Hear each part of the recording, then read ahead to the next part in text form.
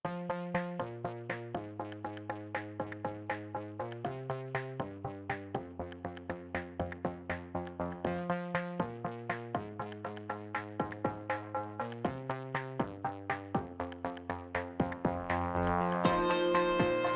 students, welcome to this session on weekly current affairs. So current affairs for competitive examinations ಗೆ ಸಂಬಂಧಿಸಿದಾಗೆ ಕೆಲವು ವಿಷಯಗಳನ್ನು ಆಧರಿಸಿಕೊಂಡು ಅಂದರೆ ಕಳೆದ 2 ವಾರಗಳ ಒಂದು ವಿಷಯಗಳನ್ನು ಆಧರಿಸಿಕೊಂಡು ನಮ್ಮ ವಿದ್ಯಾರ್ಥಿಗಳಿಗೆ ಅನುಕೂಲ ಆಗಲಿ ಅಂತ ಹೇಳಿ ಕೆಲವು ಪ್ರಶ್ನೆಗಳನ್ನು ನಾವು ಸಿದ್ಧಪಡಿಸಿದ್ದೇವೆ. So let us start the session without any delay. Okay, so this is related to the Hindu newspaper article on tiger census. So idra basis mele ನಾವು ಸ್ವಲ್ಪ ಕ್ವೆಶ್ಚನ್ಸ್ ಗಳನ್ನು ರೆಡಿ ಮಾಡಿದ್ದೇವೆ. So let us look at the questions. ಇದು ಈಗ ಮೊದಲನೇ ಪ್ರಶ್ನೆ. Okay, with reference to the tiger census mention in the article consider the following statement. So ಹುಲಿ ಗಣತಿಗೆ ಸಂಬಂಧಿಸಿದಂತೆ ಈ ಕೆಳಗಿನ 3 ಹೇಳಿಕೆಗಳಿವೆ. ಆ 3 ಹೇಳಿಕೆಗಳನ್ನು ಎಲ್ಲ ಸ್ಟೂಡೆಂಟ್ಸ್ಗಳು ಸ್ವಲ್ಪ ಗಮನ ಹರಿಸಿ ಈ ಪ್ರಶ್ನೆಗೆ ಸಂಬಂಧಿಸಿದ ಕರೆಕ್ಟ್ ಆಪ್ಷನ್ ಅನ್ನು ನೀವಿಲ್ಲಿ ಆಯ್ಕೆ ಮಾಡ್ಕೊಬೇಕು.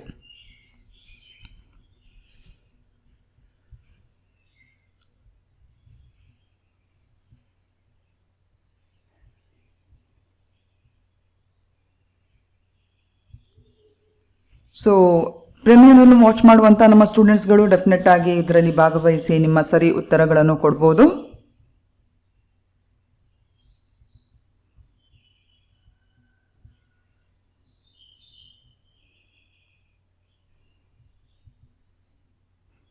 ಸೊ ಇದಕ್ಕಿಂತ ಮುನ್ನ ನಿಮಗೆ ಟೈಗರ್ ಸೆನ್ಸಸ್ ನಲ್ಲಿ ಎಷ್ಟು ಫೇಸಸ್ಗಳಿವೆ ಅಂತ ಕೂಡ ಗೊತ್ತಿರಬೇಕು, ಹೌದಾ ಅಲ್ವಾ? ಸೊ ಅದನ್ನೆಲ್ಲ ನಾವು ಇವತ್ತಿನ ಸೆಷನ್ ಅಲ್ಲಿ ಡಿಸ್ಕಸ್ ಮಾಡ್ಲಿಕ್ಕಿದ್ವಿ. ಸೊ ಇದಕ್ಕೆ ಸರಿ ಉತ್ತರ option A is a right answer.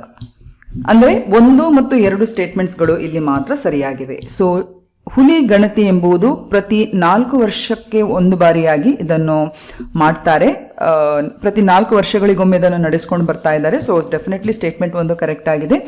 ಹಾಗೂ ಈ ಎಂಟೈರ್ ಎಕ್ಸರ್ಸೈಸ್ ಏನಿದೆ it is coordinated by the national tiger conservation authority. ರಾಷ್ಟ್ರೀಯ ಹುಲಿ ಸಂರಕ್ಷಣಾ ಪ್ರಾಧಿಕಾರ ಏನಿದೆ ಅದು ಈ ಒಂದು ಇಡೀ ಕಾರ್ಯಕ್ರಮವನ್ನು ಸಂಯೋಜಿಸುತ್ತದೆ.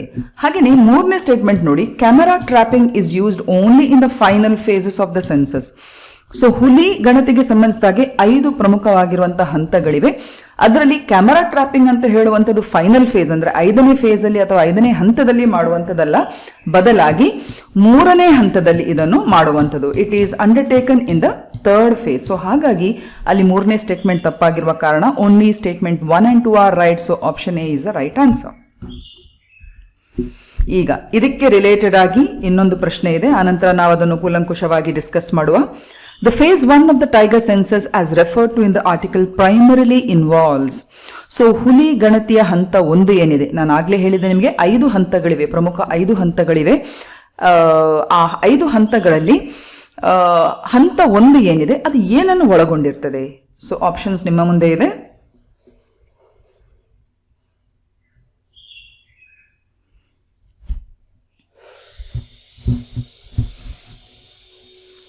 ಓಕೆ, ಇದಕ್ಕೆ ಸರಿ ಉತ್ತರ option C, collection of field level data on tiger signs and pray. ಹುಲಿ ಚಿಹ್ನೆಗಳು ಮತ್ತು ಅದಕ್ಕೆ ಸಂಬಂಧಿಸಿದ ಬೇಟೆಯ ಕುರಿತು ಕ್ಷೇತ್ರ ಮಟ್ಟದ ದತ್ತಾಂಶ ಸಂಗ್ರಹಣೆಯನ್ನು ನಾವು ಮೊದಲನೇ ಹಂತದಲ್ಲಿ ಮಾಡುವಂಥದ್ದು. Okay, so this is very very important. So ಏನಿದು field level data of tiger signs and prey ಅಂದ್ರೆ ಏನು? ಸೊ ಇಲ್ಲಿ ಪ್ರಮುಖವಾಗಿ ನೀವು ಗಮನಿಸಿದ್ರೆ ಈಗ the all India tiger estimation ಆಗ್ಲೇ ಹೇಳಿದಾಗೆ it is conducted once every 4 years. ಪ್ರತಿ 4 ವರ್ಷಕ್ಕೆ ಒಂದು ಬಾರಿಯಾಗಿ ಅದನ್ನು ಮಾಡ್ತಾರೆ. ಹಾಗಲೇ ನಾವು ಡಿಸ್ಕಸ್ ಮಾಡಿದಾಗೆ ಇದನ್ನು ಕೋಆರ್ಡಿನೇಟ್ ಮಾಡುವುದು ನ್ಯಾಷನಲ್ ಟೈಗರ್ ಕನ್ಸರ್ವೇಷನ್ ಅಥಾರಿಟಿ. ಹಾಗೂ ಈ ಒಂದು ಪ್ರಾಧಿಕಾರ ಏನಿದೆ ಇದು ಪರಿಸರ, ಅರಣ್ಯ ಮತ್ತು ಹವಾಮಾನ ಬದಲಾವಣೆಯ ಆ ಒಂದು ಸಚಿವಾಲಯದ ಅಡಿಯಲ್ಲಿ ಬರುವಂಥದ್ದು. ಈಗ ನಾವು ಹೇಳುವಂತ ಕ್ಯಾಮೆರಾ ಟ್ರ್ಯಾಪ್ಸ್ ಅಂತ ಏನಿದೆ ನೋಡಿ, it is usually mainly in the 3rd phase. ಆಗ್ಲೇ ನಾನು ಆಗ ಹೇಳಿದಾಗೆ ಹಾಗಿದ್ರೆ ಮೊದಲನೇ ಹಂತದಲ್ಲಿ ನಮ್ಮ ಸೆಕೆಂಡ್ ಪ್ರಶ್ನೆಯಲ್ಲಿ ಏನಿದೆ ಹೇಳಿ, ಮೊದಲನೇ ಹಂತದಲ್ಲಿ ಏನೆಲ್ಲ ಮಾಡ್ತೇವೆ ಅಂತ ಹೇಳಿದ್ರೆ it is collection of field level data. ಅಂದ್ರೆ ಹುಲಿಗಳ ಒಂದು ಉಪಸ್ಥಿತಿ ಇರ್ಬೋದು, ಅದರ ಆವಾಸ ಸ್ಥಾನ ಇರ್ಬೋದು. ಸೊ ಅದನ್ನೆಲ್ಲ ಪತ್ತೆ ಹಚ್ಚಲಿಕ್ಕೆ ಇರುವಂತ ಒಂದು ಪ್ರಾಥಮಿಕ ಅಥವಾ ಪ್ರಥಮ ಹಂತವನ್ನೇ ನಾವು ಮೊದಲನೇ ಹಂತ ಹೇಳುವಂಥದ್ದು. ಇಲ್ಲಿ ಬೇಸಿಕ್ ಆಗಿ ಪಗ್ ಮಾರ್ಕ್ಸ್ ಅಂದ್ರೆ ಹುಲಿಯ ಹೆಜ್ಜೆ ಗುರುತಿರ್ಬೋದು, ಅದರ ಸ್ಕ್ಯಾಟ್ಸ್ ಸ್ಕ್ಯಾಟ್ಸ್ ಅಂದರೆ ಆನಿಮಲ್ ಡ್ರಾಪಿಂಗ್ಸ್ ಅಂತ ಹೇಳ್ತೇವೆ. ಸೊ ಅದು ಎಲ್ಲೆಲ್ಲಿ ಎಲ್ಲ ಎಲ್ಲೆಲ್ಲಿ ಇದೆ ಅಂದರೆ ಅದರ ಪ್ರೆಸೆನ್ಸ್ ಇದೆ ಅಂತ ಹೇಳಿದ್ರೆ ಹುಲಿಗಳ ಒಂದು ಚಲನವಲನ, ಅದರ ಇರುವಿಕೆಯನ್ನು ಅದು ಪತ್ತೆ ಹಚ್ಚಲಿಕ್ಕೆ ನಮಗೆ ಸಹಾಯ ಮಾಡ್ತದೆ. ಸೊ ಬೇಸಿಕ್ ಆಗಿ ಮೊದಲನೇ ಹಂತದಲ್ಲಿ ಹುಲಿಗಳ ಪ್ರೆಸೆನ್ಸ್ ಮತ್ತು ಹ್ಯಾಬಿಟ್ಯಾಟ್ ಅನ್ನು ಕ್ಷೇತ್ರ ಅಧ್ಯಯನದ ಮೂಲಕ ಅದನ್ನು ಕಂಡುಹಿಡಿಯುವಂತ ಪ್ರಯತ್ನ. So this is the first stage. ಎರಡನೇ ಸ್ಟೇಜ್ ಅಲ್ಲಿ ನೀವು ಗಮನಿಸಿದ್ರೆ ಪ್ರೇ ಮತ್ತು ಹ್ಯಾಬಿಟ್ಯಾಟ್ಗೆ ರಿಲೇಟೆಡ್ ಆಗಿ ಎಲ್ಲೆಲ್ಲಿ ಲೈನ್ ಟ್ರಾನ್ಸಿಕ್ಸ್ಗಳು ಆಗ್ತದೆ ಹಾಗೂ GIS ಇದರ ಮುಖೇನ ಅದರ ಆವಾಸ ಸ್ಥಾನವನ್ನು ಪತ್ತೆ ಹಚ್ಚುವಂತಹ ಕೆಲಸ. ಹಾಗೆ ಮೂರನೇ ಹಂತ ನಾವು ನೋಡಿದ್ರೆ ಹುಲಿಗಳ ಸಂಖ್ಯೆಯನ್ನು, ಇದು ಬೇಸಿಕ್ ಆಗಿ ಕ್ಯಾಮರಾ ಟ್ರಾಪ್ಸ್ ಗಳ ಮೂಲಕ ಬಳಸುವಂಥದ್ದು. ಸೊ ಆಗ್ಲೇ ಹೇಳಿದಾಗೆ ಕ್ಯಾಮರಾ ಟ್ರಾಪ್ಸ್ ಎಂಬುದು ಲಾಸ್ಟ್ ಹಂತದಲ್ಲಿ ಇದೆ ಅಂತ ಹೇಳಿ ನಾವು ಕ್ವೆಶ್ಚನ್ 1ರಲ್ಲಿ ಹಾಕಿದ್ದೇವೆ. It is in the third face.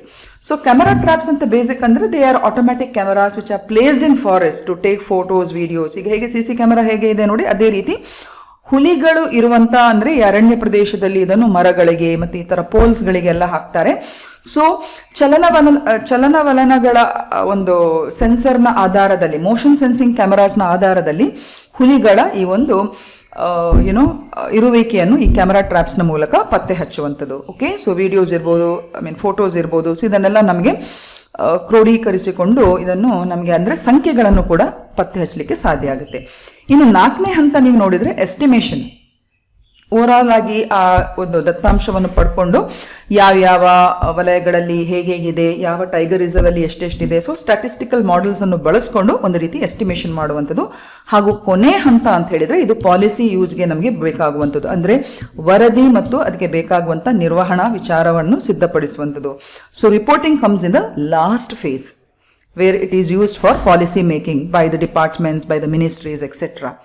Okay, so ನೀವು ನಮ್ಮ ರಾಷ್ಟ್ರೀಯ ಹುಲಿ ಸಂರಕ್ಷಣಾ ಪ್ರಾಧಿಕಾರದ ವೆಬ್ಸೈಟ್ ಅಲ್ಲಿ ಹೋದ್ರೆ ಪ್ರತಿ 4 ವರ್ಷಕ್ಕೆ ಆಗುವಂತ ಈ ಒಂದು all India tiger estimation very detailed ವರದಿಯನ್ನು ಅಲ್ಲಿ ಕೊಟ್ಟಿದ್ದಾರೆ. ಸೊ ಅದರ ಬೇಸಿಸ್ ಮೇಲೆನೆ ಈ ಕ್ವೆಶ್ಚನ್ಸ್ಗಳು ಮತ್ತು ಈ ಮಾಹಿತಿಯನ್ನು ನಾವು ಸಿದ್ಧಪಡಿಸಿದ್ದೇವೆ. ಓಕೆ, ಸೊ ಇಲ್ಲಿ ನೀವು ನೋಡಬಹುದು phase 1 involves ground level data collection such as pug marks, scats, prey density and habitat. So ಇದು ಹುಲಿಗಳ ಪಗ್ ಮಾರ್ಕ್, ಅದರ ಹೆಜ್ಜೆ ಗುರುತು, ಹಾಗೆ ಅದರ ಸ್ಕ್ಯಾಟ್ಸ್ ಅಥವಾ ಡ್ರಾಪಿಂಗ್ಸ್ ಅನ್ನು ಇಲ್ಲಿ ನಾವು ಪತ್ತೆ ಹಚ್ಚಬಹುದು. ಸೊ ಇದು ಫೇಸ್ 1ರಲ್ಲಿ ನಾವು ಬಳಸುವಂಥದ್ದು. ಕ್ಯಾಮರಾ ಟ್ರಾಪಿಂಗ್ ಬೇಸಿಕಲಿ 3ನೇ ಹಂತದಲ್ಲಿ ಬಳಸುವಂಥದ್ದು. I hope so it is clear. ಈಗ 3ನೇ ಪ್ರಶ್ನೆ, consider the following statements regarding Project Tiger. ಯಾಕಂದ್ರೆ ಹುಲಿಗಳ ಗಣತಿಗೆ ಸಂಬಂಧಿಸಿದ ಇದು ವಿಚಾರ ಆಗಿರುವುದರಿಂದ ಇದರ ಬಗ್ಗೆ ಕೂಡ ಸ್ವಲ್ಪ ತಿಳ್ಕೊಳ್ಳೋದು ನಮಗೆ ಅಷ್ಟೇ ಇಲ್ಲಿ ಇಂಪಾರ್ಟೆಂಟ್ ಆಗ್ತದೆ. So there are 3 statements here. Project ಟೈಗರ್ಗೆ ರಿಲೇಟೆಡ್ ಆಗಿರುವಂತಹ ಈ 3 ಸ್ಟೇಟ್ಮೆಂಟ್ಸ್ಗಳನ್ನು ನೀವು ಪರಿಶೀಲಿಸಿಕೊಂಡು ಇಲ್ಲಿ ಕರೆಕ್ಟ್ ಆಪ್ಷನ್ಸ್ ಅನ್ನು ನೀವಿಲ್ಲಿ ಆಯ್ಕೆ ಮಾಡಬೇಕಾಗುತ್ತೆ.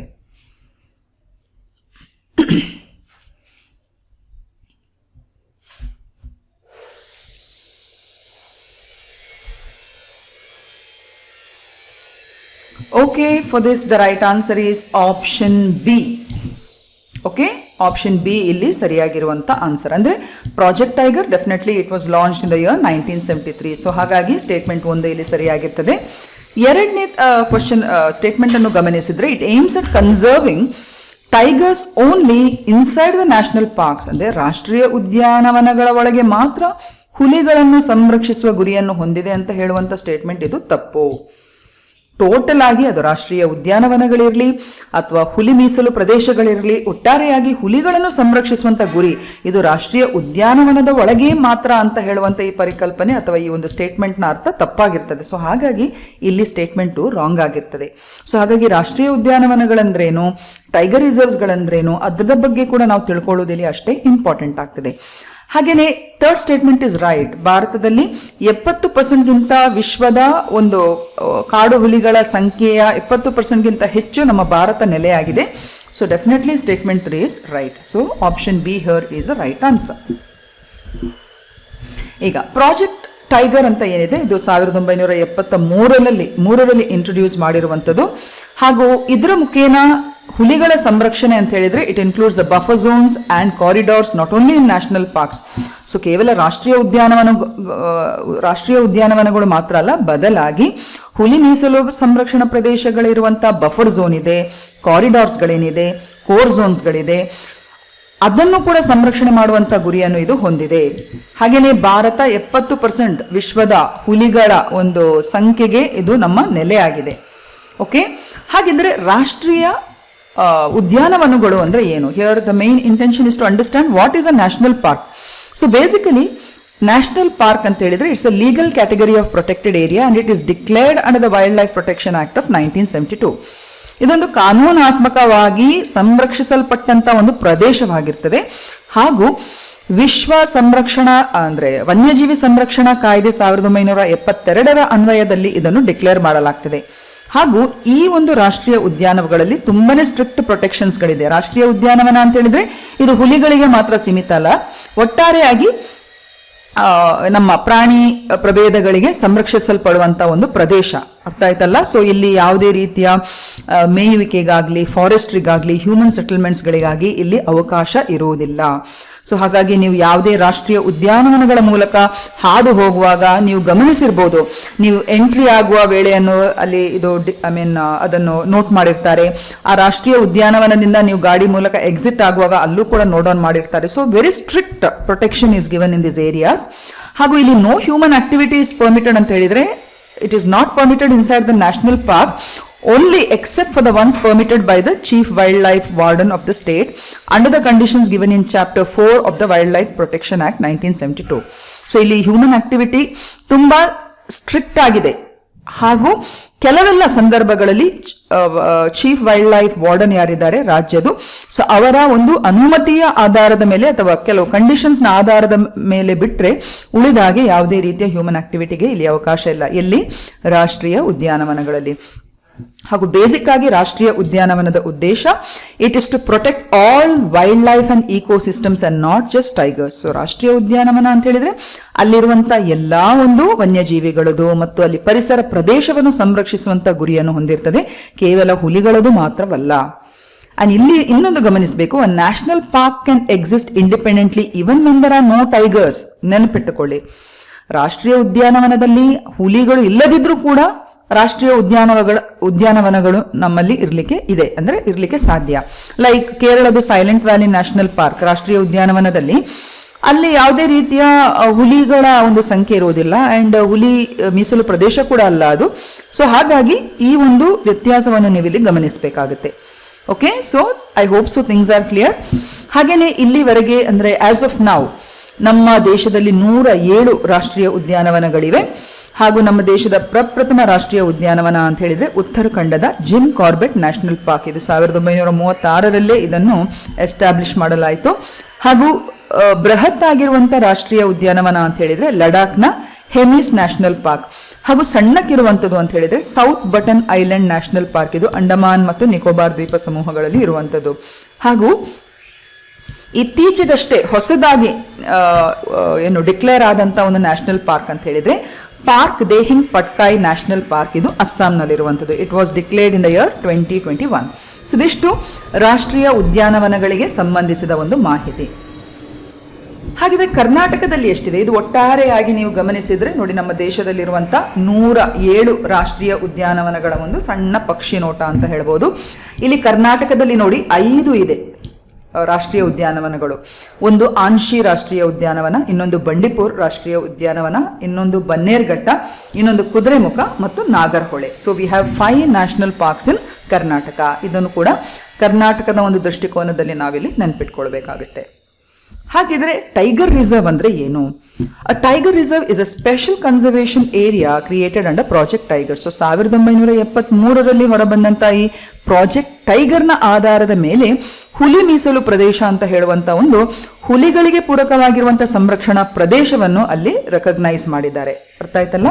It is notified under the wild life protection act section 38(5), but it is a management unit and not a separate basic category like national park. So ರಾಷ್ಟ್ರೀಯ ಉದ್ಯಾನವನದ ಹಾಗೆ ಇದು ವೈಲ್ಡ್ ಲೈಫ್ ಅಂದ್ರೆ ವನ್ಯಜೀವಿ ಸಂರಕ್ಷಣಾ ಕಾಯ್ದೆ ಅಡಿಯಲ್ಲಿ ಬರುವಂತ ಒಂದು ನಿರ್ವಹಣಾ ಯೂನಿಟ್. ಇದು ಸ್ಪೆಷಲಿ ಹುಲಿಗಳ ಸಂರಕ್ಷಣೆಗೆ. And its main aim is only tiger conservation. ಹುಲಿ ಮೀಸಲು ಪ್ರದೇಶಗಳ ಮುಖ್ಯ ಉದ್ದೇಶ ಹುಲಿಗಳ ಸಂರಕ್ಷಣೆ. ಹಾಗೂ ಈ ಹುಲಿ ಮೀಸಲು ಪ್ರದೇಶದಲ್ಲಿ 2 ಭಾಗಗಳಿರ್ತವೆ. There are 2 parts in a tiger reserve. One is a core area. ಇದು ಬೇಸಿಕ್ ಆಗಿ ಮುಖ್ಯವಾಗಿರುವಂತ ಅಂದ್ರೆ ಹುಲಿಗಳ ಆವಾಸ ಸ್ಥಾನದ ಮುಖ್ಯ ಇಲ್ಲಿ ಫೋಕಸ್ ಆಗಿರ್ತದೆ. ಸೊ ಕೆಲವೊಮ್ಮೆ ಈ ಕೋರ್ ಏರಿಯಾ ಅಂತ ಹೇಳುವಂಥದ್ದು ಇದೆಯಲ್ಲ, ಇದು ಕೆಲವು ರಾಷ್ಟ್ರೀಯ ಉದ್ಯಾನವನಗಳು ಕೂಡ ಅದರೊಳಗೆ ಬರ್ಬೋದು. ಇನ್ನೊಂದು ಬಫರ್ ಝೋನ್ ಅಂತ ಹೇಳಿದ್ರೆ ಈ ಹುಲಿ ಮೀಸಲು ಪ್ರದೇಶದ ಕೋರ್ ಏರಿಯಾದ ಅಕ್ಕಪಕ್ಕದಲ್ಲಿರುವಂತಹ ಪ್ರದೇಶಗಳು, where surrounding area with limited human activities, ಗ್ರಾಮಗಳಿರ್ಬೋದು, ಕೆಲವೆಲ್ಲ ಆದಿವಾಸಿ ಸಮೂಹಗಳಿರ್ಬೋದು. ಸೊ ಇವೆಲ್ಲ ಮತ್ತು ಬೇಸಿಕ್ ಆಗಿರುವಂತಹ ಕೆಲವು ಹ್ಯೂಮನ್ ಆಕ್ಟಿವಿಟೀಸ್ಗಳಿದೆಯಲ್ಲ, ಅದು ಬಫರ್ ಝೋನ್ ಅಲ್ಲಿ ಇರುವಂತದ್ದು. ಸೊ ಕೋರ್ ಏರಿಯಾ ಮತ್ತು ಬಫರ್ ಝೋನ್ ಬೇಸಿಕಲಿ ಇದು ಹುಲಿ ಮೀಸಲು ಪ್ರದೇಶಗಳಿಗಿರುವಂತ ಎರಡು ಪ್ರಮುಖ ಅಂಶ. ಅ tiger reserve is usually larger than a national park. ಇಲ್ಲಿ ಇನ್ನೊಂದು ಗಮನದಲ್ಲಿರಬೇಕು, ಈ ಹುಲಿ ಮೀಸಲು ಪ್ರದೇಶ ಏನಿದೆ ಅದು ರಾಷ್ಟ್ರೀಯ ಉದ್ಯಾನವನಗಳಿಗಿಂತ ಕೆಲವೊಮ್ಮೆ ದೊಡ್ಡದಾಗಿರ್ತದೆ. ಓಕೆ, ಹಾಗೆ ಇಲ್ಲಿ ಗಮನಿಸಿ, ಅ national park can be a part of the tiger reserve. ಹುಲಿ ಮೀಸಲು ಪ್ರದೇಶದ ಭಾಗವಾಗಿ ಒಂದು ರಾಷ್ಟ್ರೀಯ ಉದ್ಯಾನವನ ಆಗಿರ್ತದೆ. But a tiger reserve is not the same as national park. ಆದರೆ ಹುಲಿ ಮೀಸಲು ಪ್ರದೇಶ ಏನಿದೆ ಅದು ರಾಷ್ಟ್ರೀಯ ಉದ್ಯಾನವನ ಆಗ್ಲಿಕ್ಕೆ ಸಾಧ್ಯ ಇಲ್ಲ, ಯಾಕಂದ್ರೆ ಅದರ ಉದ್ದೇಶಗಳು ಇಲ್ಲಿ ಬೇರೆ ಬೇರೆ. ರಾಷ್ಟ್ರೀಯ ಉದ್ಯಾನವನ ಅಂತ ಹೇಳಿದ್ರೆ ಹುಲಿ ಮತ್ತು ಇತರ ವನ್ಯಜೀವಿಗಳು ಮತ್ತು ಪ್ರಾಣಿ ಪ್ರಭೇದ, ಪಕ್ಷಿ ಪ್ರಭೇದ ಹಾಗೂ ಅರಣ್ಯ ಆವಾಸ ಸ್ಥಾನವನ್ನು ಸಂರಕ್ಷಿಸಲಿಕ್ಕಿರುವಂತಹ ಒಂದು designated area. But tiger reserve ಅಂತ ಹೇಳಿದ್ರೆ ಅದು ರಾಷ್ಟ್ರೀಯ ಉದ್ಯಾನವನದ ಒಂದು ಭಾಗವಾಗಿರ್ತದೆ ಹಾಗೂ ಅದಕ್ಕಿಂತ ಕೂಡ ವಿಸ್ತಾರಗೊಂಡಿರುವಂತಹ ಒಂದು ಪರಿಕಲ್ಪನೆ. And many national parks form the core area of tiger reserves. ಇಲ್ಲಿ ಗಮನ ಇರಬೇಕು ನಿಮ್ದು, ನಮ್ಮ ದೇಶದಲ್ಲಿರುವಂತಹ ಹೆಚ್ಚಿನ ಹುಲಿ ಮೀಸಲು ಪ್ರದೇಶಗಳ ಕೋರ್ ಏರಿಯಾ ಅಂತ ಏನ್ ಹೇಳ್ತೇವೆ ನೋಡಿ, ಅದು ಹೆಚ್ಚಾಗಿ ರಾಷ್ಟ್ರೀಯ ಉದ್ಯಾನವನಗಳನ್ನು ಒಳಗೊಂಡಿರ್ತದೆ. But not all national parks are tiger reserves. ಎಲ್ಲಾ ರಾಷ್ಟ್ರೀಯ ಉದ್ಯಾನವನಗಳು ಹುಲಿ ಮೀಸಲು ಪ್ರದೇಶಗಳು ಆಗಿರಬೇಕಾಗಿಲ್ಲ. ನೋಡಿ, ಇದನ್ನು ಎಸರ್ಷನ್ ಮತ್ತು ರೀಸನಿಂಗ್ ಅಲ್ಲಿ ಕೇಳುವಂತ ಚಾನ್ಸಸ್ ಇದೆ. ಸೊ ಇದೆಲ್ಲ ನಿಮಗೆ ಗೊತ್ತಿರಬೇಕು. ಆಗ್ಲೇ ಹೇಳಿದಾಗೆ ಸೈಲೆಂಟ್ ವ್ಯಾಲಿ ನ್ಯಾಷನಲ್ ಪಾರ್ಕ್ ಏನಿದೆ ಅದು ಹುಲಿ ಮೀಸಲು ಪ್ರದೇಶ ಅಲ್ಲ. So not all national parks are tiger reserves and not all parts of tiger reserve are national parks. ಇದು ಗಮನದಲ್ಲಿಟ್ಕೊಳ್ಳಿ. ಹುಲಿ ಮೀಸಲು ಪ್ರದೇಶದ ಎಲ್ಲಾ ಭಾಗಗಳು ರಾಷ್ಟ್ರೀಯ ಉದ್ಯಾನವನಗಳಾಗಿರಬೇಕಾಗಿಲ್ಲ ಅಥವಾ ರಾಷ್ಟ್ರೀಯ ಉದ್ಯಾನವನದ ಭಾಗವಾಗಿರಬೇಕಾಗಿಲ್ಲ. ಉದಾಹರಣೆ ನೋಡಿ, ನೀವು ಬಂಡೀಪುರ್ ನ್ಯಾಷನಲ್ ಪಾರ್ಕ್ ಅಂತ ಏನಿದೆ ನೋಡಿ, ಇದು ಬಂಡೀಪುರ್ ಹುಲಿ ಮೀಸಲು ಪ್ರದೇಶದ ಕೋರ್ ಏರಿಯಾ ಅಥವಾ ಮುಖ್ಯ ಏರಿಯಾ ಏನಿದೆ ಅದು ಬಂಡೀಪುರ್ ನ್ಯಾಷನಲ್ ಪಾರ್ಕ್ ಅಲ್ಲಿ ಬರುತ್ತೆ. ಆದ್ರೆ ಆ ಬಫರ್ ಏರಿಯಾಗಳೇನಿದೆ ಅದು ಬಂಡೀಪುರ್ ರಾಷ್ಟ್ರೀಯ ಉದ್ಯಾನವನದ ಇತರ ಹೊರಭಾಗಗಳು ಕೂಡ ಅದರಲ್ಲಿ ಆವೃತಗೊಂಡಿರ್ತದೆ. ಸೊ ಆ ನಿಟ್ಟಿನಲ್ಲಿ ನೋಡಿದ್ರೆ ಹುಲಿ ಮೀಸಲು ಪ್ರದೇಶ ಏನಿದೆ, ಟೈಗರ್ ರಿಸರ್ವ್ಸ್ ಗಳೇನಿದೆ, ಅದು ರಾಷ್ಟ್ರೀಯ ಉದ್ಯಾನವನಗಳಿಗಿಂತ ಬೃಹತ್ ಆಗಿರುವಂತಹ ಒಂದು ಪರಿಕಲ್ಪನೆಗಳು. I hope so it is clear. So tiger reserves in India ಇಲ್ಲಿ ನೀವು ಗಮನಿಸಿದ್ರೆ ನಮ್ಮ ದೇಶದಲ್ಲಿ as of now we have 58 tiger reserves. 58 ಹುಲಿ ಮೀಸಲು ಪ್ರದೇಶಗಳಿವೆ. ಅದರಲ್ಲಿ ಕರ್ನಾಟಕದಲ್ಲಿ ನೀವು ಗಮನಿಸಿದ್ರೆ ಅಗೇನ್ ವಿ ಹ್ಯಾವ್ 5. ಬಂಡೀಪುರ್ ಹುಲಿ ಮೀಸಲು ಪ್ರದೇಶ, ಭದ್ರಾ ಹುಲಿ ಮೀಸಲು ಪ್ರದೇಶ, ಬಿಳಿಗಿರಿ ಟೈಗರ್ ರಿಸರ್ವ್, ದಾಂಡೇಲಿ ಆನ್ಶಿ, ಅದನ್ನು ಕಾಲಿ ಟೈಗರ್ ರಿಸರ್ವ್ ಅಂತ ಹೇಳ್ತೇವೆ, ಹಾಗೇನೆ ನಾಗರ್ಹೊಳೆ ಟೈಗರ್ ರಿಸರ್ವ್. ಸೊ ನಿಮಗೆ ಟೈಗರ್ ರಿಸರ್ವ್ ಮತ್ತು ರಾಷ್ಟ್ರೀಯ ಉದ್ಯಾನವನದ ಒಂದು ಬೇಸಿಕ್ ಡಿಫ್ರೆನ್ಸ್ ಒಂದು ಕ್ಲಾರಿಟಿ ಸಿಕ್ಕಿತು ಅಂತ ಅನ್ಕೊಂಡಿದ್ದೇನೆ. ಸೊ ಟೈಗರ್ ರಿಸರ್ವ್ಸ್ಗೆ ವಿಶೇಷವಾಗಿ ಇನ್ನೂ ಕೆಲವು ವಿಷಯಗಳನ್ನು ನಾವು ಇಲ್ಲಿ ಗಮನಿಸಿದ್ರೆ, ಆಗ್ಲೇ ಹೇಳಿದಾಗೆ 58 ಟೈಗರ್ ರಿಸರ್ವ್ಸ್ ನಮ್ಮ ದೇಶದಲ್ಲಿ ಇದೆಯಲ್ಲ, ಅದರಲ್ಲಿ ಅತಿ ಹೆಚ್ಚಿನ ಸಂಖ್ಯೆಯಲ್ಲಿ ಹೊಂದಿರುವಂತಹ ಟೈಗರ್ ರಿಸರ್ವ್ಸ್ ಮಧ್ಯಪ್ರದೇಶದಲ್ಲಿದೆ. ಮಹಾರಾಷ್ಟ್ರದಲ್ಲಿ 6 ಇದೆ. ಕರ್ನಾಟಕ ಮೂರನೇ ಸ್ಥಾನದಲ್ಲಿದೆ with 5. Karnataka, Rajasthan, Tamil Nadu they each have 5. Okay, so Madhya Pradesh has got the highest. ಹಾಗೆಯೇ 18 ನಮ್ಮ ದೇಶದ ರಾಜ್ಯಗಳಲ್ಲಿ ಇದು ಹರಡಿಕೊಂಡಿದೆ. ಹಾಗೂ ಟೈಗರ್ ರಿಸರ್ವ್ಸ್ ಎಂಬುದು ಪ್ರಾಜೆಕ್ಟ್ ಟೈಗರ್ ಮತ್ತು ನ್ಯಾಷನಲ್ ಟೈಗರ್ ಕನ್ಸರ್ವೇಷನ್ ಅಥಾರಿಟಿಯ ಅಡಿಯಲ್ಲಿ ಅದು ನಿರ್ವಹಣೆಗೆ ಒಳಬರ್ತಿದೆ.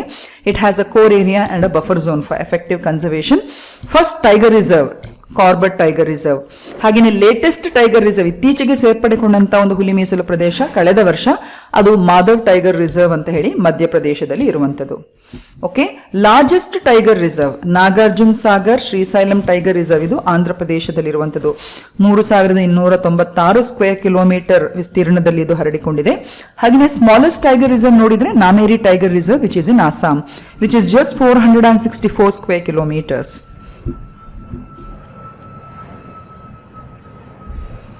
ಓಕೆ, ನೆಕ್ಸ್ಟ್ 4ನೇ ಪ್ರಶ್ನೆ.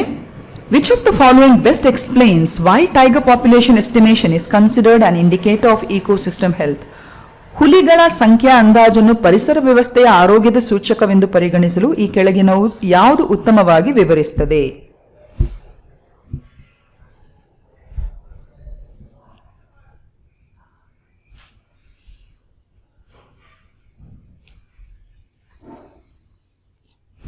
ಓಕೆ, ಇದಕ್ಕೆ ಸರಿ ಉತ್ತರ option C. Tigers are apex predators and dependent on balanced ecosystems. So ಹುಲಿಗಳು ಪರಭಕ್ಷಕಗಳಾಗಿದ್ದು ಅವು ಸಮತೋಲಿತ ಪರಿಸರ ವ್ಯವಸ್ಥೆಗಳ ಮೇಲೆ ಅದು ಅವಲಂಬಿತವಾಗಿದೆ. ಸೊ ಇದನ್ನು ಇನ್ನಷ್ಟು ನಾವು ಡೀಪ್ ಆಗಿ ಡಿಸ್ಕಸ್ ಮಾಡುವ ಪ್ರಯತ್ನ ಮಾಡುವ ಇಲ್ಲಿ. So apex predators. So apex predators ಅಂದ್ರೆ ಯಾರು? So they are animals, they are the top of the food chain. ಯಾವುದೇ ಒಂದು ಆಹಾರ ಸರಪಳಿಯನ್ನು ನಾವು ಗಮನಿಸುವಾಗ ಎಪೆಕ್ಸ್ ಪ್ರೆಡೇಟರ್ಸ್ ಅಂತ ಹೇಳಿದ್ರೆ ಆಹಾರ ಸರಪಳಿಯ ತುತ್ತ ಶ್ರೇಣಿಯಲ್ಲಿ ಇರುವಂತದನ್ನು ನಾವು ಎಪೆಕ್ಸ್ ಪ್ರೆಡೇಟರ್ಸ್ ಅಂತ ಹೇಳುವಂಥದ್ದು. ಫಾರ್ ಎಕ್ಸಾಂಪಲ್ ನೋಡಿ, ಈಗ ಒಂದು ಫುಡ್ ಚೈನ್ ಅನ್ನು ನಾವು ಗಮನಿಸಿದ್ರೆ ಗಿಡ ಮರಗಳು, ಸಸ್ಯ ಸಂಕುಲಗಳು, ಇವು ಪ್ರೊಡ್ಯೂಸರ್ಸ್ ಅಥವಾ ಪ್ಲಾಂಟ್ಸ್ ಗಳನ್ನು ನಾವು ಬೇಸಿಕಲಿ ಪ್ರೊಡ್ಯೂಸರ್ಸ್, ಪ್ರೈಮರಿ ಪ್ರೊಡ್ಯೂಸರ್ಸ್ ಅಂತ ಹೇಳ್ತೇವೆ. ಸೊ ಇದನ್ನು ಇದರ ಮೇಲೆ ಡಿಪೆಂಡೆಂಟ್ ಆಗಿರುವಂತಹ ಜೀವಿಗಳಿಗೆ ನಾವು ಪ್ರೈಮರಿ ಕನ್ಸ್ಯೂಮರ್ಸ್ ಅಂತ ಹೇಳ್ತೇವೆ. ಲೈಕ್ ದನ, ಕರುಗಳು, ಜಿಂಕೆಗಳು ಇತ್ಯಾದಿಗಳು. ಇದರ ಮೇಲೆ ಇರುವ ಡಿಪೆಂಡೆಂಟ್ ಆಗಿರುವಂತಹ, ಆಹಾರಕ್ಕಾಗಿ ಡಿಪೆಂಡೆಂಟ್ ಆಗಿರುವಂತದನ್ನು ನಾವು ಎಪೆಕ್ಸ್ ಪ್ರೆಡೇಟರ್ಸ್ ಅಂತ ಹೇಳುವಂಥದ್ದು. ಸೊ ಬೇಸಿಕಲಿ ಎಪೆಕ್ಸ್ ಪ್ರೆಡೇಟರ್ಸ್ ಅಂತ ಹೇಳಿದ್ರೆ ಒಂದು ಆಹಾರ ಪಿರಮಿಡ್ ಅಥವಾ ಸರಪಳಿಯ ಟಾಪ್ ಮೋಸ್ಟ್ ಅಲ್ಲಿ ಇರುವಂತದ್ದು.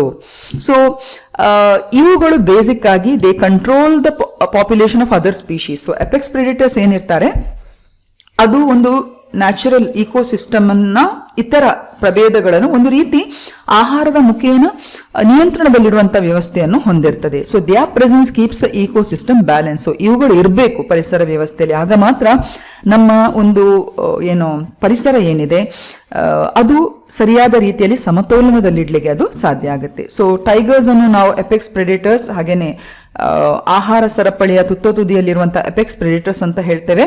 ಹಾಗೆ it's also called as an umbrella species. Umbrella species ಅಂತ ಹೇಳಿದ್ರೆ ಈಗ ಒಂದು ಛತ್ರಿಯನ್ನು ನಾವು ನೋಡಿದಾಗ ಹೇಗೆ ಅದರ ಛತ್ರಿ ಅಡಿಯಲ್ಲಿರುವಂತವರನ್ನು ಹೇಗೆ ಅದು ಸಂರಕ್ಷಣೆ ಮಾಡ್ತದೆ ಬಿಸಿಲಿನಿಂದ, ಮಳೆಯಿಂದ, ಹಾಗೇನೆ ಈ ಅಂಬ್ರೆಲ್ಲಾ ಸ್ಪೀಶೀಸ್ ಅನ್ನು ನಾವು ಪ್ರೊಟೆಕ್ಟ್ ಮಾಡಿದಾಗ ಅಥವಾ ಅದರ ಕಡೆಗೆ ನಾವು ಫೋಕಸ್ ಮಾಡಿದಾಗ ಉಳಿದ ಇತರ ಜೀವಿಗಳು ಕೂಡ ಒಂದು ಸಂರಕ್ಷಣೆಯ ವ್ಯಾಪ್ತಿಗೆ ಅದು ಒಳಪಡ್ತದೆ. So that is what is meant by umbrella species. So tigers are an umbrella species, they are keystone species.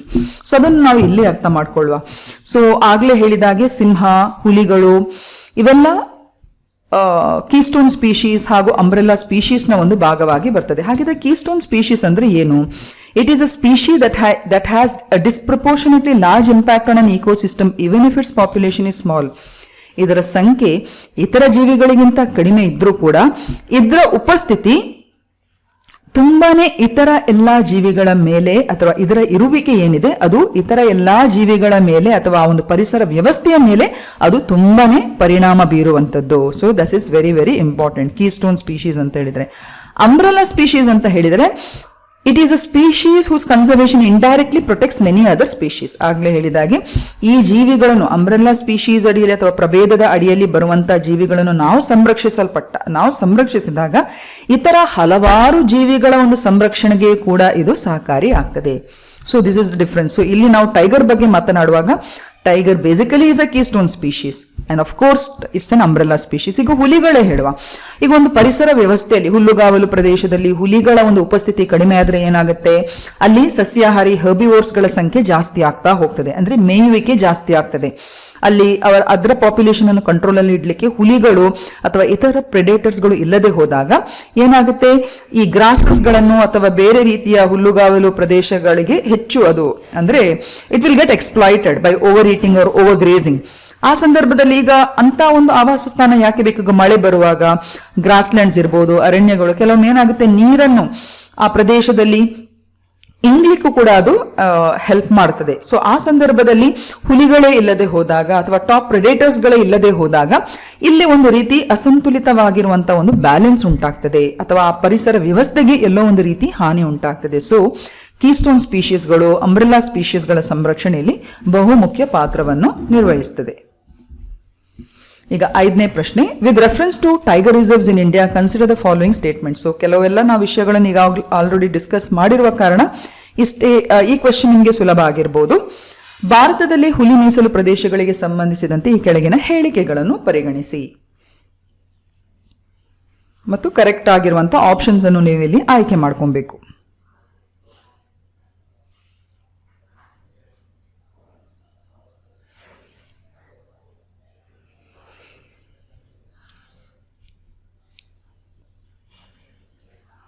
Okay, ಇದಕ್ಕೆ ಸರಿ ಉತ್ತರ ಆಪ್ಷನ್ ಬಿ.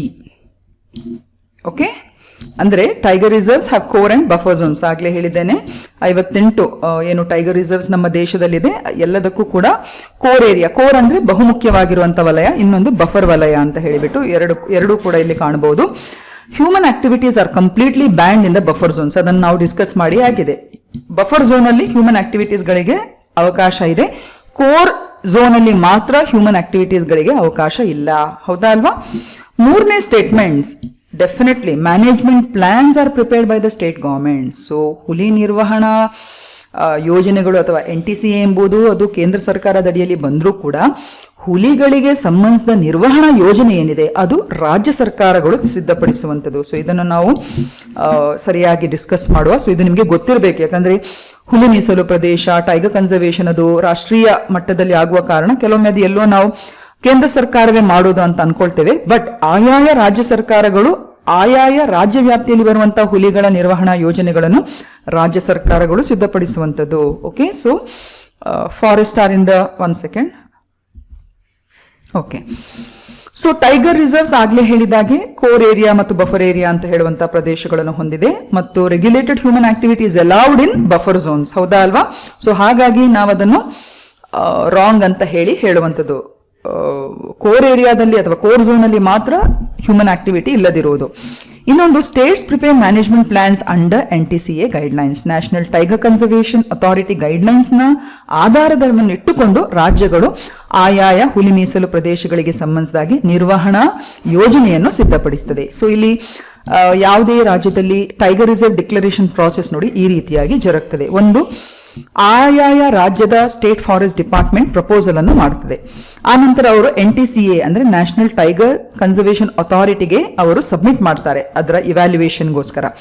ಆ ನಂತರ NTCA ರಿವ್ಯೂ ಮಾಡ್ತದೆ, ಇಕೊಲಾಜಿಕಲ್ ಸೂಟಬಿಲಿಟಿ ಇದೆಯಾ, ಹುಲಿಗಳ ಆವಾಸ ಸ್ಥಾನ, ಅದರ ಸಂಖ್ಯೆ, ಅದರ ಕಾರಿಡಾರ್ ವ್ಯಾಲ್ಯೂ, ಇದನ್ನೆಲ್ಲ ಗಮನಿಸಿಕೊಂಡು ಒಂದು ರಿವ್ಯೂ ಮಾಡ್ಕೊಳ್ತದೆ. ಹಾಗೆಯೇ NTCA ಆ ನಂತರ ಇಲ್ಲಿ ಟೈಗರ್ ರಿಸರ್ವ್ ಅನ್ನು ನಾವು ಡಿಕ್ಲೇರ್ ಮಾಡಬಹುದು ಅಂತ ಹೇಳುವಂತ ಒಂದು ಆಧಾರದಲ್ಲಿ ಆ ನಂತರ NTCA ಈ ಪ್ರಪೋಸಲ್ ಅನ್ನು ಪರಿಸರ, ಅರಣ್ಯ ಮತ್ತು ಹವಾಮಾನ ಬದಲಾವಣೆಯ ಸಚಿವಾಲಯಕ್ಕೆ ಅದನ್ನು ರೆಕಮೆಂಡ್ ಮಾಡ್ತದೆ ಆ ಪ್ರಪೋಸಲ್ ಅನ್ನು. ಆ ನಂತರ final notification is issued by the respective state government. So ಹುಲಿ ಮೀಸಲು ಪ್ರದೇಶಕ್ಕೆ ಸಂಬಂಧಿಸಿದ ಫೈನಲ್ ನೋಟಿಫಿಕೇಶನ್ ಏನಿದೆ ಅದನ್ನು ಆಯಾಯ ರಾಜ್ಯ ಸರ್ಕಾರಗಳು section 38(5) of the wild life protection act 1972 ಪ್ರಕಾರ ಅದನ್ನು ನೋಟಿಫಿಕೇಶನ್ ಅನ್ನು ಇಶ್ಯೂ ಮಾಡುವಂಥದ್ದು. So I hope so it is clear. ಮತ್ತು ಅದಕ್ಕೆ ಸಂಬಂಧಿಸಿದ ನಿರ್ವಹಣಾ ಪ್ಲಾನ್ಗಳನ್ನು ಕೂಡ ರಾಜ್ಯ ಸರ್ಕಾರಗಳು ಆಯಾಯ ರಾಜ್ಯ ಸರ್ಕಾರಗಳು ಮಾಡುವಂಥದ್ದು. ಓಕೆ, ಈಗ 6ನೇ ಪ್ರಶ್ನೆ, ಹುಲಿಗಳ ಬಗ್ಗೆ ಡಿಸ್ಕಸ್ ಮಾಡಿ ಆಯಿತು. ಈಗ ಇನ್ನೊಂದು ಹೊಸ ಪರಿಕಲ್ಪನೆ, ಇದು ಕೂಡ ಇತ್ತೀಚೆಗೆ ದಿನಪತ್ರಿಕೆಯಲ್ಲಿ ಬಂದಿರುವಂಥದ್ದು. ಆ ಪೇಪರ್ ಕಟ್ಟಿಂಗ್ ಅನ್ನು ನಾನು ನಿಮಗೆ ಎಂಡ್ ಅಲ್ಲಿ ತೋರಿಸ್ತೇನೆ. With reference to the concept of bio happiness mention in the article, consider the following statements. ಜೈವಿಕ ಸಂತೋಷ ಎಂಬ ಪರಿಕಲ್ಪನೆಗೆ ಸಂಬಂಧಿಸಿದಾಗೆ ದಿನಪತ್ರಿಕೆಗಳಲ್ಲಿ ಉಲ್ಲೇಖಿಸಲಾದ ಆ ಒಂದು ಜೈವಿಕ ಸಂತೋಷ ಎಂಬ ಪರಿಕಲ್ಪನೆಗೆ ಈ ಕೆಳಗಿನ ಹೇಳಿಕೆಗಳನ್ನು ನೀವು ಪರಿಗಣಿಸಬೇಕು. 3 ಹೇಳಿಕೆಗಳಿವೆ, ಅದನ್ನು ಸರಿಯಾದ ರೀತಿಯಲ್ಲಿ ಪರಿಶೀಲಿಸಿ ಆಪ್ಷನ್ಸ್ ಅನ್ನು ನೀವು ಆಯ್ಕೆ ಮಾಡ್ಕೊಬೇಕು.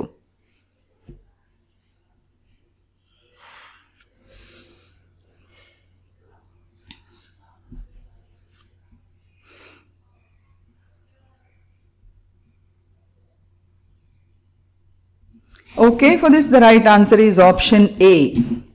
Okay, so biohappiness, so MS Swaminathan, the green revolution ಹರಿಕಾರ ಅಥವಾ ಹಸಿರು ಕ್ರಾಂತಿಯ ಹರಿಕಾರ ಅಂತ ಹೇಳುವಂತ ನಮ್ಮ MS ಸ್ವಾಮಿನಾಥನ್ ಅವರೇನಿದ್ದಾರೆ ಅವರೇ ಈ ಜೈವಿಕ ಸಂತೋಷ ಎಂಬ ಪರಿಕಲ್ಪನೆಯ ಒಂದು ಕಾನ್ಸೆಪ್ಚುಲೈಸ್ ಅನ್ನು ಮಾಡಿದ್ದಾರೆ. So definitely statement 1 is right. ಈಗ ಬಯೋ ಹ್ಯಾಪಿನೆಸ್ ಅಂದ್ರೆ ಏನು? Basically it links biodiversity conservation with human health, nutrition and livelihoods.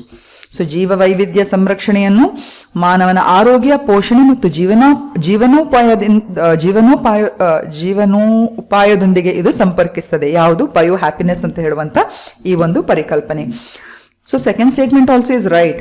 Third is wrong. It focuses exclusively on economic growth through agriculture. ಇದು ತಪ್ಪು.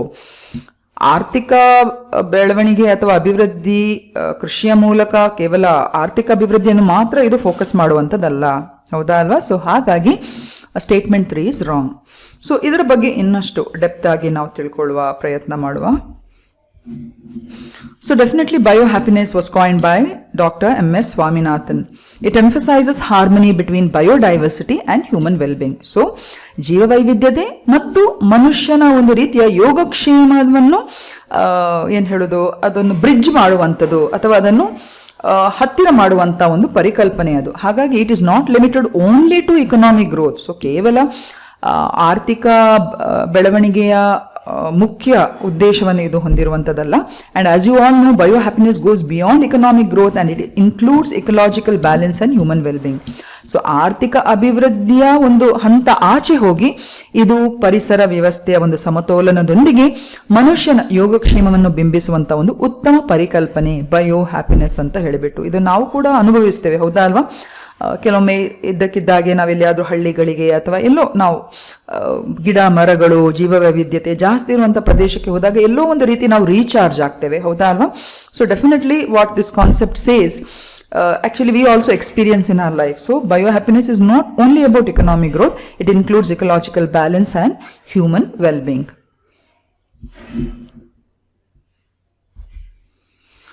ಈಗ 7ನೇ ಪ್ರಶ್ನೆ, the biohappy district initiative mentioned in the news is being implemented in which of the following regions?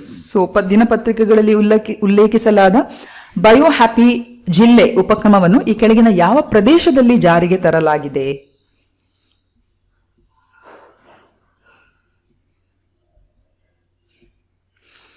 So options ಅಲ್ಲಿ ನಿಮ್ಗೆ ಗೊತ್ತಿರಬೇಕು, ಇದು ಅರುಣಾಚಲ್ ಪ್ರದೇಶ ಇತ್ತೀಚೆಗೆ ತನ್ನ ಒಂದು ಜಿಲ್ಲೆಯನ್ನು ಬಯೋಹ್ಯಾಪಿ ಡಿಸ್ಟ್ರಿಕ್ಟ್ ಅಂತ ಹೇಳಿ ಅದನ್ನು ಡಿಕ್ಲೇರ್ ಮಾಡಿದೆ. ಇಡೀ ದೇಶಕ್ಕೆ ಒಂದು ರೀತಿ ಮಾದರಿ ಆ ಜಿಲ್ಲೆ. ಸೊ ಅದು ಅರುಣಾಚಲ್ ಪ್ರದೇಶದು ಅಂತ ಹೇಳಿ ನಮಗೆಲ್ಲ ಗೊತ್ತಿದೆ, ಬಟ್ ಯಾವ ಜಿಲ್ಲೆ?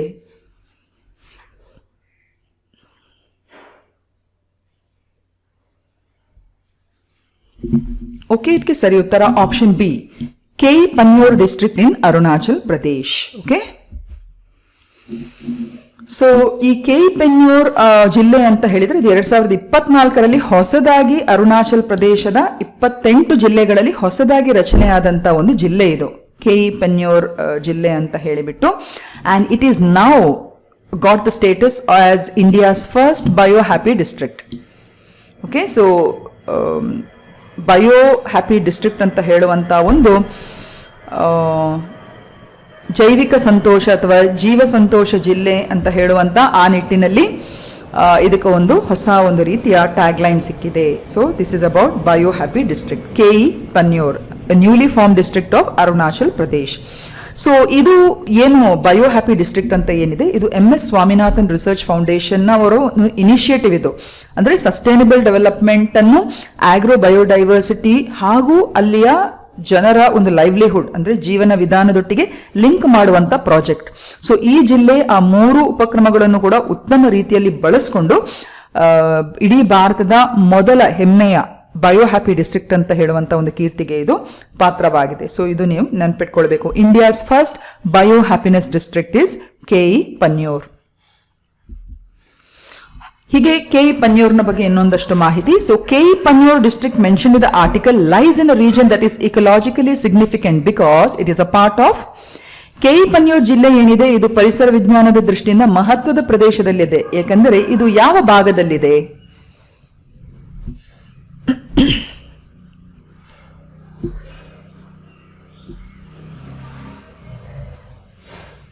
Okay, for this the right answer is option C, that is Himalaya Jiva Vaividya Tana ಅಥವಾ Himalaya Biodiversity Hotspot. So Arunachal Pradesh is a part of the Eastern Himalayas, and of course when it comes to hotspots, ನಮ್ಮ ಇಡೀ ವಿಶ್ವದಲ್ಲಿ 36 biodiversity hotspots ಇದೆ, ಹೌದಾ ಅಲ್ವಾ? So ಅದರಲ್ಲಿ Himalaya biodiversity hotspot ಕೂಡ ಒಂದು. ಅಂಡ್ ಈ ಕೆಇ ಪನ್ಯೂರ್ ಡಿಸ್ಟ್ರಿಕ್ಟ್ ಏನಿದೆ it is a part of Himalaya biodiversity hotspot. So ಇದು ನಿಮಗೆ ಗೊತ್ತಿರಬೇಕು. ಸೊ ಇನ್ನೊಂದು ಪ್ರಶ್ನೆ that follows this, India consist of how many biodiversity hotspots regions in the world?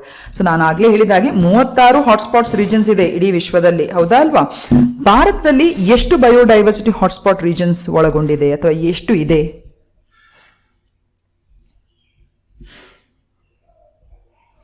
Okay, for this the answer is option D, that is 4 ಇದಾವೆ. So ಇದು ಕೂಡ ನಿಮಗೆ ನೆನಪಲ್ಲಿ ಇಟ್ಕೊಳ್ಬೇಕು ನೀವು.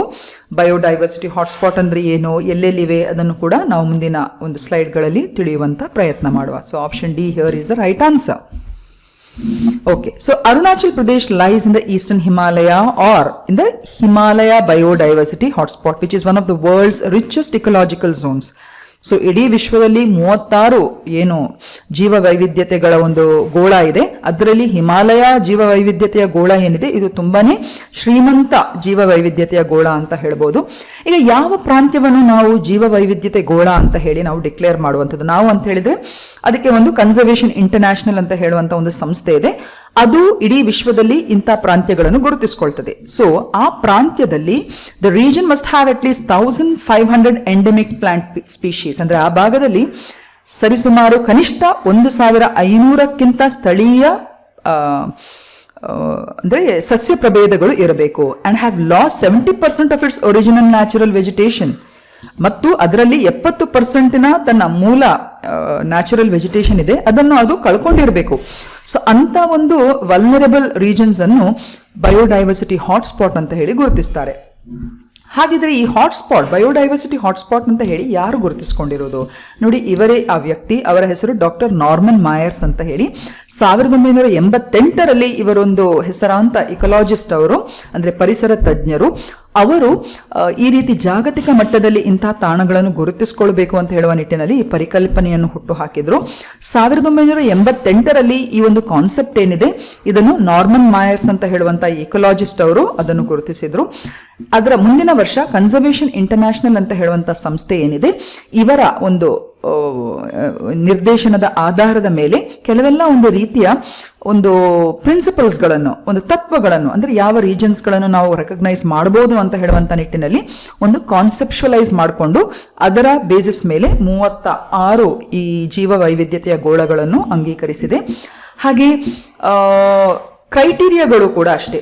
ಯಾವೆಲ್ಲ ಸ್ಪೆಸಿಫಿಕ್, ಈಗ ಕೆಲವೆಲ್ಲ ಪ್ರಾಂತ್ಯಗಳನ್ನು ಯಾವ ರೀತಿಯ ಗುರುತಿಸಬೇಕು ಅಂತ ಹೇಳುವಂತ ಕ್ರೈಟೀರಿಯಾವನ್ನು ಕೂಡ 1999ರಲ್ಲಿ ಅವರು ಅದನ್ನು ಅಪ್ಡೇಟ್ ಮಾಡಿದ್ದಾರೆ. ಸೊ ಇದಿಷ್ಟು ಜೀವ ವೈವಿಧ್ಯತೆ ಗೋಳಗಳ ಬಗ್ಗೆ ಇರುವಂತಹ ಒಂದು ಸಂಕ್ಷಿಪ್ತ ಮಾಹಿತಿ. ಈಗ ಭಾರತದಲ್ಲಿ ಯಾವುದೆಲ್ಲ ಬಯೋಡೈವರ್ಸಿಟಿ ಹಾಟ್ಸ್ಪಾಟ್ಸ್, ನಮ್ಮ ಪ್ರಶ್ನೆಯಲ್ಲೇ ನಾವು ಹೇಳಿದ್ದೇವೆ India is a part of 4 biodiversity hotspots ಇದೆ. ಹಾಗಿದ್ರೆ ಮೊದಲನೇದು ಯಾವುದು ಅಂತ ಹೇಳಿದ್ರೆ ಹಿಮಾಲಯ. ಇಲ್ಲಿ ಕಾಣ್ತದಲ್ಲ ಪಿಂಕ್ ರೀಜನ್ ಅಲ್ಲಿ. ಸೊ ನಾವು ಹೇಳಿದಂತ ಕೆಇ ಪನ್ಯೋರ್ ಅಂತ ಹೇಳುವಂಥದ್ದು ಅರುಣಾಚಲ್ ಪ್ರದೇಶದ ಈ ಭಾಗದಲ್ಲಿ ಬರ್ತದೆ. ಸೊ ಹಾಗಾಗಿ it comes under the Himalaya biodiversity hotspot. ಎರಡನೇದು ನೋಡಿ ಪಶ್ಚಿಮ ಘಟ್ಟಗಳು ಮತ್ತು ಶ್ರೀಲಂಕಾ. ಇಲ್ಲಿ ಒಂದು ನೀವು ಗಮನಿಸಬೇಕು, ಈ ಬಯೋಡೈವರ್ಸಿಟಿ ಹಾಟ್ಸ್ಪಾಟ್ಸ್ ಅಂತ ಹೇಳಿ ಅದು ಕೇವಲ ಯಾವುದೇ ಒಂದು ಟೆರಿಟರಿಗೆ ಸೀಮಿತವಾಗಿಲ್ಲ, ಅಂದ್ರೆ ಯಾವುದೇ ದೇಶದ ಟೆರಿಟರಿಗೆ ಅದು ಸೀಮಿತವಾಗಿಲ್ಲ. ಫಾರ್ ಎಕ್ಸಾಂಪಲ್ ನೋಡಿ, ಈ ಪಶ್ಚಿಮ ಘಟ್ಟಗಳು ಮತ್ತು ಶ್ರೀಲಂಕಾ ಅಂತ ಹೇಳುವಂಥದ್ದು ಒಂದೇ ಬಯೋಡೈವರ್ಸಿಟಿ ಹಾಟ್ಸ್ಪಾಟ್ ನ ಇದರಲ್ಲಿ ಬರುವಂಥದ್ದು. Sri Lanka also comes under this. ಹಾಗೆ ಇಂಡೋ ಬರ್ಮಾ ಅಂತ ಹೇಳುವಂತ ಈ ಭಾಗ ನೋಡಿ, ಈ ಬ್ಲೂ ಕಲರ್ ಅಲ್ಲಿ ಇದೆಯಲ್ಲ, ಈ ಕಡೆ ಮಯನ್ಮಾರ್, ವಿಯೆಟ್ನಾಂ, ಲಾವೋಸ್, ಥೈಲ್ಯಾಂಡ್ ಅಂತ ಹೇಳುವಂತ ಈ ಭಾಗದಲ್ಲಿ ಭಾರತದ ಕೆಲವು ಮತ್ತು ಅಂಡಮಾನ್ನ ದ್ವೀಪ ಸಮೂಹಗಳು ಮತ್ತು ಭಾರತದ ಕೆಲವು ರಾಜ್ಯಗಳು ಲೈಕ್ ಮಿಜೋರಾಂ, ಈ ಕಡೆ ನಾಗಾಲ್ಯಾಂಡ್, ಇವುಗಳು ಕೂಡ ಇಂಡೋ ಬರ್ಮದ ಆ ಒಂದು ವ್ಯಾಪ್ತಿಯ ಅಂದ್ರೆ ಜೀವ ವೈವಿಧ್ಯತೆಯ ಗೋಳದ ಅಡಿಯಲ್ಲಿ ಬರುವಂತದ್ದು. ಇನ್ನೊಂದು ಸುಂಡಾಲ್ಯಾಂಡ್ ಅಂತ ಹೇಳಿ. ಈಗ ನಿಮ್ಗೆ ಅನ್ಸ್ಬೋದು ಸುಂಡಾಲ್ಯಾಂಡ್ ಮತ್ತು ಭಾರತಕ್ಕೆ ಏನು ಕನೆಕ್ಷನ್ ಅಂತ ಹೇಳಿ.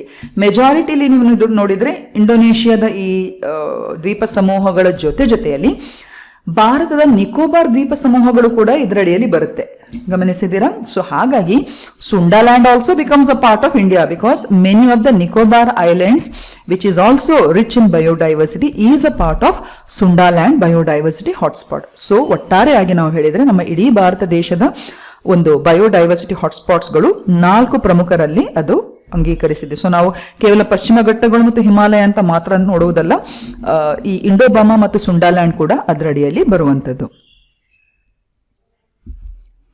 ಸೊ ಇದು ಒಟ್ಟಾರೆಯಾಗಿ ನಾನು ಆಗ್ಲೇ ಹೇಳಿದ 36 ಬಯೋಡೈವರ್ಸಿಟಿ, ನಮ್ಮ ಇಡೀ ವಿಶ್ವದಲ್ಲಿರುವಂತಹ 36 ಬಯೋಡೈವರ್ಸಿಟಿ ಹಾಟ್ಸ್ಪಾಟ್ಸ್ಗಳು.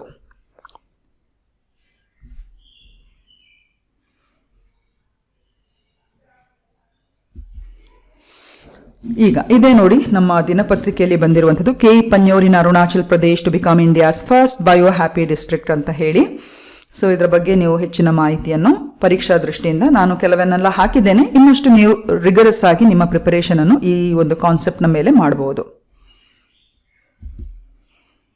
ಈಗ ಗ್ರೀನ್ಲ್ಯಾಂಡ್ಗೆ ರಿಲೇಟೆಡ್ ಆಗಿ, ಸೊ ನನಗೆ ಇದರ ಮೇಲೆ ತುಂಬ ಪ್ರಶ್ನೆಗಳನ್ನು ಹಾಕ್ಲಿಕ್ಕೆ ಆಗಲಿಲ್ಲ. ಬೇಕಿದ್ರೆ ನೆಕ್ಸ್ಟ್ ವೀಕಲ್ಲಿ ಮಾಡುವಂಥ ಒಂದು ಕ್ವೆಶ್ಚನಿಯರ್ ಅಲ್ಲಿ ನಾನು ಇನ್ನಷ್ಟು ಕ್ವೆಶನ್ಸ್ಗಳು ನಿಮಗೆ ಬೇಕಾದಿದ್ರೆ ಖಂಡಿತವಾಗಿ ಹಾಕ್ತೇನೆ.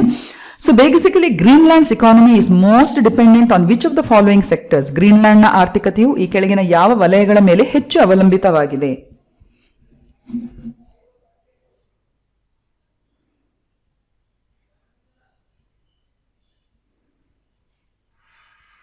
ಓಕೆ, ಇದಕ್ಕೆ ಸರಿ ಉತ್ತರ ಆಪ್ಷನ್ ಸಿ, ಮೀನುಗಾರಿಕೆ ಮತ್ತು ಅದಕ್ಕೆ ಸಂಬಂಧಿಸಿದ ಕೈಗಾರಿಕೆಗಳು, fishing and related industries. So Greenland ಈಗ ಬಹಳಷ್ಟು ಸುದ್ದಿಯಲ್ಲಿದೆ.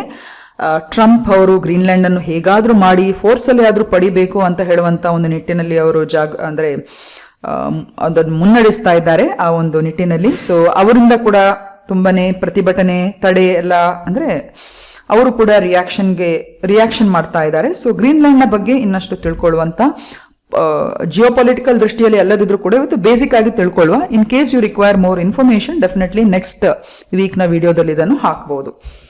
ಸೊ ಗ್ರೀನ್ಲ್ಯಾಂಡ್ ಅಂತ ಹೇಳಿದ್ರೆ ನೀವು ಇಡೀ ವಿಶ್ವದಲ್ಲಿ ನೋಡಿದ್ರೆ ಬಹು ದೊಡ್ಡದಾಗಿರುವಂತ ಒಂದು ದ್ವೀಪ ಅಂತಾನೆ ಇದಕ್ಕೆ ಒಂದು ಮನ್ನಣೆ ಇದೆ.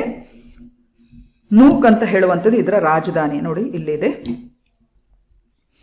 ಮತ್ತು ಇದರ ಒಂದು ಲೊಕೇಶನ್ ನೀವು ಗಮನಿಸಿದ್ರೆ ತುಂಬಾನೇ ಅಮೆರಿಕ ಕಾಂಟಿನೆಂಟ್ಗೆ ಅಥವಾ ಉತ್ತರ ಅಮೆರಿಕ ಅಥವಾ US ಗೆ ತುಂಬಾ ಹತ್ತಿರವಾಗಿದೆ. ಹಾಗೂ ಅಟ್ಲಾಂಟಿಕ್ ಸಮುದ್ರದಲ್ಲಿ ಇದು ಇರುವಂತದ್ದು, ಹೌದಾ ಅಲ್ವಾ? This is an Atlantic ocean. So Atlantic ocean ನ ಭಾಗದಲ್ಲಿ ಅಂದ್ರೆ ಉತ್ತರದಲ್ಲಿ ಇದು ಇರುವಂತದ್ದು. ಸೊ 90% ಗ್ರೀನ್ಲ್ಯಾಂಡ್ ನ ಎಕ್ಸ್ಪೋರ್ಟ್ಸ್ ಏನಿದೆ ಇದು ಫಿಶರೀಸ್ ಇಂದ ಬರುವಂತದ್ದು. ಹಾಗೂ ಫಿಶರೀಸ್ ಅಥವಾ ಮೀನುಗಾರಿಕೆ ಏನಿದೆ ಈ ಗ್ರೀನ್ಲ್ಯಾಂಡ್ ನ ಒಂದು ಪ್ರಮುಖವಾಗಿರುವಂತಹ ಒಂದು ಬೆನ್ನೆಲುಬು, ಇಕಾನಮಿ ಅಂದ್ರೆ ಅವರ ಆರ್ಥಿಕತೆಯ ಬೆನ್ನೆಲುಬು. ಸೊ ಬೋತ್ ಎಕ್ಸ್ಪೋರ್ಟ್ ಇರ್ಬೋದು ಮತ್ತೆ ಲೈವ್ಲಿಹುಡ್ಗೆ ಎಲ್ಲದಕ್ಕೂ ಕೂಡ ಈ ಗ್ರೀನ್ಲ್ಯಾಂಡ್ ಫಿಶರೀಸ್ ಮೇಲೆನೆ ಅದು ಅವಲಂಬಿತವಾಗಿದೆ. ಮತ್ತು ಅದರ ಸುತ್ತಮುತ್ತಲು ಅಂದ್ರೆ ದೀರ್ಘಾವಧಿ ಸರಿಸುಮಾರು 44,000ದಷ್ಟು ದೀರ್ಘಾವಧಿ ಆಗಿರುವಂತಹ ಕರಾವಳಿ ಭಾಗವನ್ನು ಇದು ಹೊಂದಿರುವ ಕಾರಣ ಹೆಚ್ಚಿನ ಒಂದು ಮೆರೈನ್ ರಿಸೋರ್ಸಸ್ ಇಲ್ಲಿ ನಾವು ಕಾಣಬಹುದು. ಮತ್ತು ಕೆಲವು ಟೂರಿಸಂ ಮೈನಿಂಗ್ ಎಲ್ಲ ಈಗಷ್ಟೇ ಡೆವಲಪ್ ಆಗ್ತಾ ಇದೆ. ಬಟ್ ಬೇಸಿಕ್ ಆಗಿ fisheries is the main aspect of this country. ಹಾಗಿದ್ರೆ ಗ್ರೀನ್ಲ್ಯಾಂಡ್ ಮೇನ್ಲಿ ಯಾಕೆ ಫಿಶರೀಸ್ ಮೇಲೆ? ಯಾಕಂದ್ರೆ ಇದು ಆರ್ಟಿಕ್ ಭಾಗದಲ್ಲಿ ಇರುವ ಕಾರಣ ಹೆಚ್ಚಿನ ಸಮಯದಲ್ಲಿ ಇದು ಮಂಜುಗಡ್ಡೆಯಿಂದ ಅಂದ್ರೆ ಮಂಜಿನಿಂದ ಅದು ಕೂಡಿರುವಂತದ್ದು. ಸೊ ಹಾಗಾಗಿ ಇಲ್ಲಿ ಯಾವುದೇ ರೀತಿಯ ಕೃಷಿ ಚಟುವಟಿಕೆಗಳನ್ನು ಮಾಡ್ಲಿಕ್ಕೆ ಇಲ್ಲಿ ಕಷ್ಟ ಸಾಧ್ಯ. ಸೊ ಹಾಗಾಗಿ fishing is a basic primary occupation here in this particular and ಅವರ ಎಕಾನಮಿ ಕೂಡ ಬೇಸಿಕ್ ಆಗಿ ಫಿಶಿಂಗ್ ರಿಲೇಟೆಡ್ ಆಗಿರ್ತದೆ. So don't want to be Americans, Greenland parties push back against latest Trump threat. So ಇದಕ್ಕೆ related ಆಗಿರುವಂತಹ ಒಂದು article basis ಮೇಲೆ basic ಒಂದು question ಹಾಕಿದ್ದೇನೆ. ಸೊ ಈ ಜಿಯೋಪೊಲಿಟಿಕಲ್ ಇಶ್ಯೂಗೆ ರಿಲೇಟೆಡ್ ಆಗಿರುವಂತಹ ಕ್ವೆಶನ್ಸ್ ಬೇಕಿದ್ರೆ ಡೆಫಿನೆಟ್ಲಿ ನೆಕ್ಸ್ಟ್ ವೀಕ್ ಇಂದ ಹಾಕಬಹುದು. ವಿಶ್ವದ ಬಹುದೊಡ್ಡ ದ್ವೀಪ ಇದು ಗ್ರೀನ್ಲ್ಯಾಂಡ್. ಹಾಗೂ ಪೊಲಿಟಿಕಲಿ ಇದು ಡೆನ್ಮಾರ್ಕ್ ನ ಭಾಗವಾಗಿದೆ. ಬಟ್ ಸೆಲ್ಫ್ ಗವರ್ನೆನ್ಸ್ ಅವರದೇ ಸ್ವ ಆಡಳಿತದಲ್ಲಿ ಇದು ಇರುವಂತದ್ದು. 80% ಭಾಗ ಇದು ಐಸ್ ಶೀಟ್ ಇಂದ ಕವರ್ ಆಗಿರ್ತದೆ. ಮತ್ತು ಇದರ ಸಂಖ್ಯೆ ಕೂಡ ಜನಸಂಖ್ಯೆ ನೋಡಿದ್ರೆ ಕೇವಲ 56,000 ಆಸುಪಾಸು ಇರುವಂತದಷ್ಟೇ. ಫಿಶಿಂಗ್ ಹೆಚ್ಚಾಗಿ ಇವರ ಮೂಲ ಎಕಾನಮಿ. ಇದರ ಕ್ಯಾಪಿಟಲ್ ಸಿಟಿ ನೂಕ್. ಮತ್ತೆ ಇದು ಕೂಡ ಕ್ಲೈಮೇಟ್ ಚೇಂಜ್ ನ ಒಂದು ಹಾಟ್ಸ್ಪಾಟ್ ಅಲ್ಲಿ ಇದೆ ಅಂತ ಹೇಳ್ಬೋದು. ಯಾಕಂದ್ರೆ ತೀವ್ರವಾಗಿ ಈಗ ಐಸ್ ಮೆಲ್ಟ್ ಇಲ್ಲಿ ತುಂಬಾನೇ ಅಬ್ಸರ್ವ್ ಆಗ್ತಾ ಇದೆ. It is located between Arctic and Atlantic ocean. ಅದಲ್ಲದೆ ಇತ್ತೀಚೆಗೆ ಅಲ್ಲಿ ತುಂಬಾನೇ ಖನಿಜ ನಿಕ್ಷೇಪಗಳು, ಅಪರೂಪದ ಲೋಹಗಳು ಇದರಲ್ಲೆಲ್ಲ ರಿಚ್ ಇದೆ ಯಾವುದು ಈ ಗ್ರೀನ್ಲ್ಯಾಂಡ್. ಸೊ ಅದು ಒಂದು ದೃಷ್ಟಿಯಿಂದ ತುಂಬಾ ದೇಶಗಳಿಗೆ ಈ ಒಂದು ಭಾಗದ ಮೇಲೆ ತುಂಬಾ ಕಣ್ಣಿದೆ ಅಂತ ನಾವು ಹೇಳ್ಬೋದು. ಹಾಗೆ ಪೋಲಾರ್ ಬೇರ್, ಸೀಲ್ಸ್, ವೇಲ್ಸ್ ಇವೆಲ್ಲ ಈ ಭಾಗದಲ್ಲಿ ಹೆಚ್ಚಾಗಿ ಕಾಣಬಹುದು. So this is all about today's session dear students. Hope so you liked it. Thank you very much. Have a nice day.